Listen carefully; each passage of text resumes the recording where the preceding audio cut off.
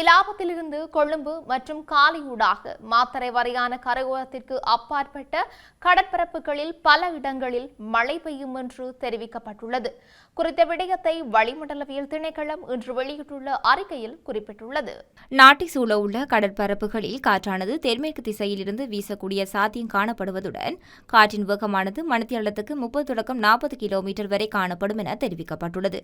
மாத்தறையிலிருந்து ஹம்பாந்தோட்டையூடாக பொத்துவில் வரையான கரையோர பகுதிக்கு அப்பாற்பட்ட கடற்பரப்புகளிலும் சிலாபத்திலிருந்து மன்னாரூடாக காங்கேசன்துறை வரையான கரையோரத்துக்கு அப்பாற்பட்ட கடற்பரப்புகளிலும் காற்றின் வேகமானது அவ்வப்போது மணித்தியாலத்துக்கு 50 தொடக்கம் 55 கிலோமீட்டர் வேகத்தில் அதிகரிக்கக்கூடிய சாத்தியங்கள் காணப்படுகின்றது என தெரிவிக்கப்படுகின்றது.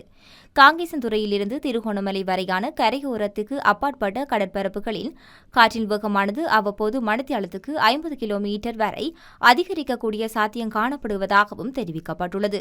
மாத்தறையிலிருந்து ஹம்பாந்தோட்டையூடாக பொத்துவில் வரையான கரையோரத்துக்கு அப்பாற்பட்ட கடற்பரப்புகளும் சிலாபத்திலிருந்து மன்னாரூடாக காங்கேசன்துறை வரையான கரையோரத்துக்கு அப்பாற்பட்ட கடற்பரப்புகளும் அவ்வப்போது கொந்தளிப்பாக காணப்படும் என தெரிவிக்கப்பட்டுள்ளது. காங்கேசன்துறையிலிருந்து திருகோணமலை வரையான கரையோரத்துக்கு அப்பாற்பட்ட கடற்பரப்புகள் அவ்வப்போது ஓரளவு கொந்தளிப்பாக காணப்படும் என தெரிவிக்கப்பட்டுள்ளமை குறிப்பிடத்தக்கது.